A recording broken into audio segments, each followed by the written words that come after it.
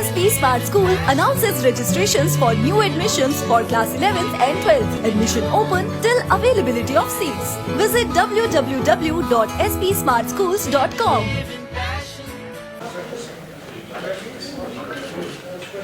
Good morning friends.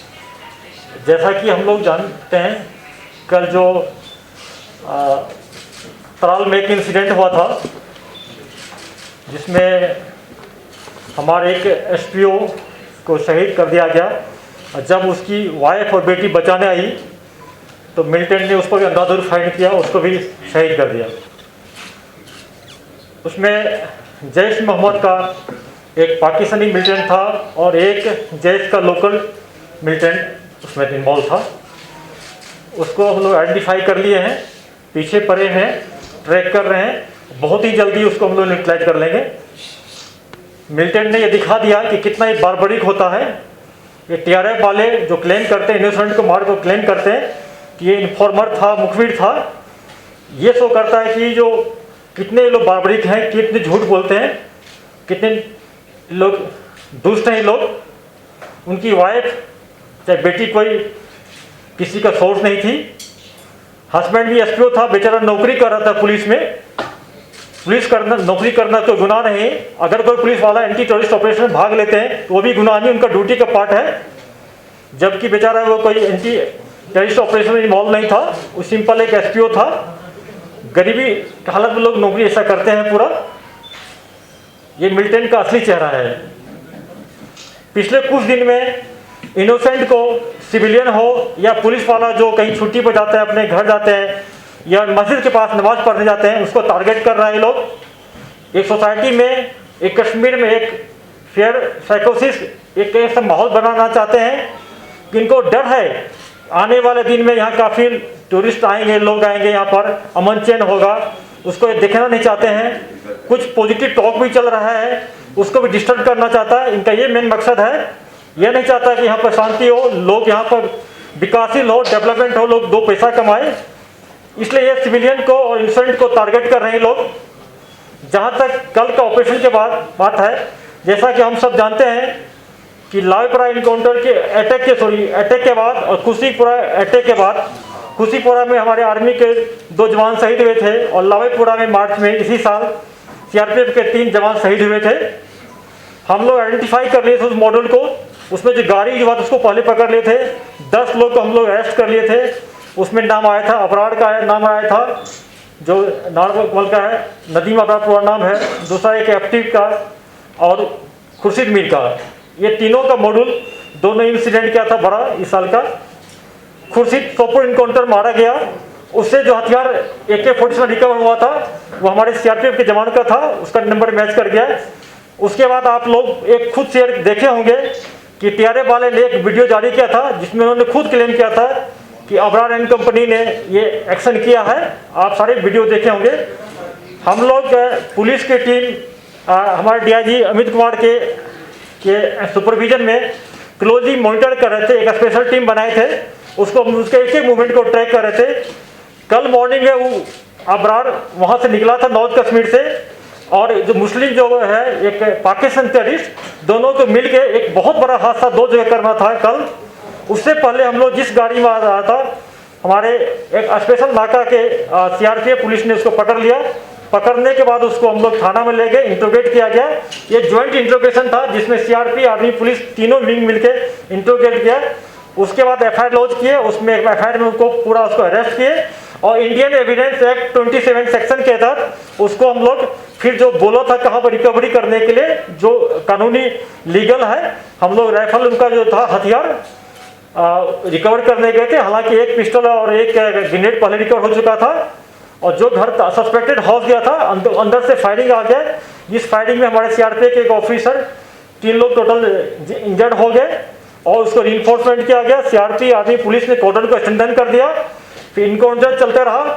फिर दूसरा militant जो था पाकिस्तानी मुस्लिम, वो घर से निकला और अंधाधुंध फायर किया। बाद में इनकाउंटर में कि नदीम अबरार और पाकिस्तानी टेररिस्ट दोनों मारे गए।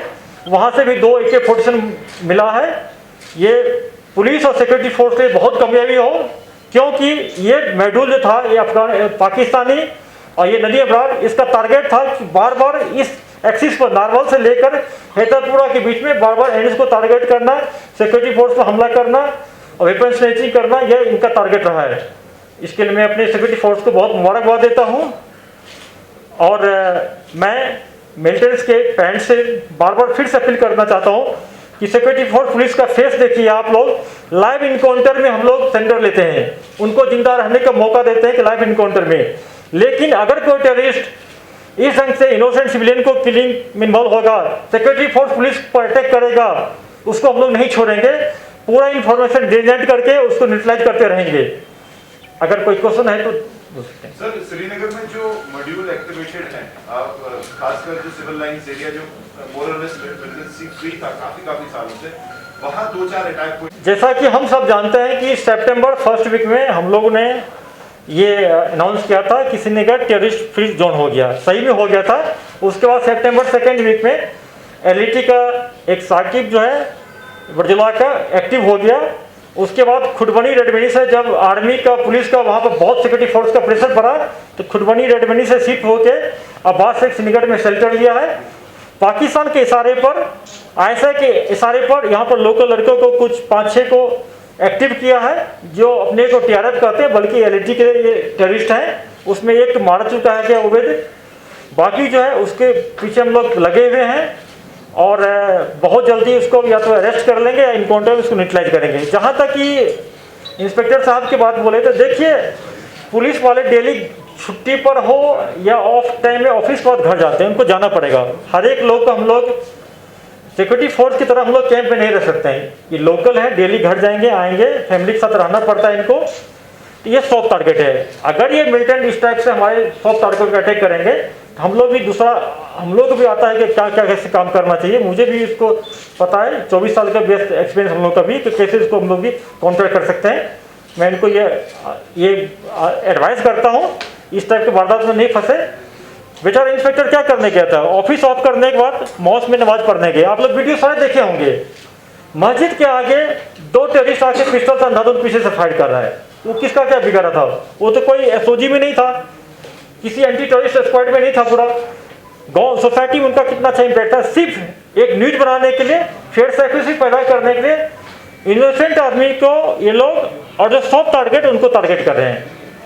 घबराने की बात नहीं है। जो श्रीनगर में जो मॉड्यूल है, इनके पास पिस्टल है, कुछ उसमें स्लीपर सेल भी है, जिसको हम लोग पार्ट टाइम टेररिस्ट बोलते हैं या हैवी टेररिस्ट बोलते हैं। ये पार्ट टाइम है, एक इंसिडेंट करने के बाद फिर अपना नॉर्मल काम करने शुरू कर देते हैं। जो फुल टाइम टेररिस्ट है उसको हम लोग पूरा ट्रैक करते हैं। जो पार्ट टाइम टेररिस्ट है, जिसको हैवी टेररिस्ट को कहते हैं हम लोग, उसमें थोड़ा दिक्कत आती है हम लोग को, लेकिन हम लोग पूरा इसको सर्वेलेंस रखें, बहुत जल्दी इसको भी न्यूट्रलाइज कर लेंगे हम लोग। ड्रोन थ्रेट जो है, आपने मीटिंग भी ली है उसको लेके, कितना प्रेजेंट और कितना क्लियर थ्रेट है और क्या आपकी एडवाइजरी, कैसे आप उसको टैकल करने का सोचते हैं? देखिए, इस सिलसिला में परसों हम लोग जाके एक जिसमें army, CRP, air force, BSF, NSG के हर एक लोग के साथ मीटिंग लिए, पूरा तैयारी कर लिए। थ्रेट बहुत सीरियस थ्रेट है, यह टेक्नोलॉजिकल थ्रेट है, इसको टेक्नोलॉजी के थ्रू भी हम लोग रिस्पॉन्स करेंगे और उसमें हम लोग काफ़ी डिप्लॉयमेंट कर लिए। क्योंकि ये स्ट्रेटजिक इंपॉर्टेंस है, हम लोग शेयर नहीं कर सकते हैं पूरा डिटेल में। उसके बाद कल 15 कोर में जोशी 15 कोर कमांड साहब ने मीटिंग ली, मैंने अटेंड किया। फर्दर उसको स्ट्रेंथन हम लोग कर रहे हैं, जितने वाइटल इंस्टेंशन है इसको भी, प्लस एलसी पर भी। उसके अलावा आज देखे होंगे, जैसा एक डल के एरिया में एक ड्रोन फ्लाई कर रहा था, उसको पुलिस ने जब्त कर लिया, एफआईआर लॉन्च किया, उसको कार्रवाई कर रहे हैं हम लोग। आप बिल्कुल सही बोलते हैं। अब अवंतीपुरा खास करके जो हरिपरी गाँव बेल्ट है, इसमें ट्रेडिशनली जेएस का काफ़ी इसमें मोमेंट रहा है शुरू से। 2018 में इसी विलेज में जेएस का टॉप कमांडर आदिल पठान मारा गया था। लास्ट ईयर 25 जनवरी को जेएस का टॉप कमांडर कारी यासिर पाकिस्तानी मारा गया था। सिर्फ लोगों के दिखाने के लिए कोई सोर्स है, मुखबिर टैग करके ये अपनी कमजोरी छिपाना चाहते हैं, टारगेट कर रहे हैं।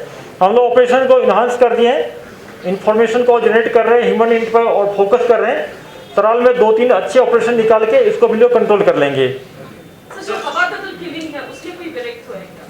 उसमें हम लगे हुए हैं, अभी बहुत कुछ मिला अभी शेयर नहीं कर सकते हैं, क्योंकि उससे हमारा जो फर्दर ऑपरेशन है वो हेम्पर हो सकता है। क्या उसमें इसमें सुंदरू का कहना है विस्फोटक था, जैसा कि सुंदरू का कहना है कि उस गाड़ी में 3 विस्फोटक आईडीज थी। नहीं, उसमें आईडी नहीं था, ग्रेनेड था, ग्रेनेड और पिस्टल से गाइस मिला था। Sir, is it that proper procedure was followed, SOPs were followed during the operation, or security forces did not have the information about the suspected militant in the house? Because of injuries and death of the detained militants. देखिए, SOP का कोई rule होता है, SOP जो होता है ground पर जो ऑफिस लीड करते हैं, जो हैंडल करते हैं कटिंग एज पर, वो टोटल लेटर स्पीड पे इम्प्लीमेंट नहीं हो सकता है। अगर हम सर्च करने जा रहे हैं, हम मानते हैं कि इसमें मिलिटेंट अलमारी होगा, पलंग के नीचे होगा, रूफ टॉप होगा, हो सकता है कि दरवाजे पे छिपा हो।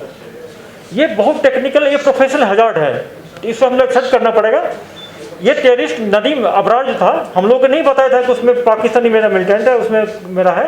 वो बोला था उसमें मेरा AK पिस्टल हम लोग ले लिए थे, AK उसमें रखा हुआ है, AK को रिकवर करने गए थे। अगर वो बोल रहा है कि इसमें टेररिस्ट छिपा हुआ है पहले से, उसी ढंग से अलर्ट हो जाते हम लोग, हमारे ऑफिसर जवान इंजर्ड नहीं होते।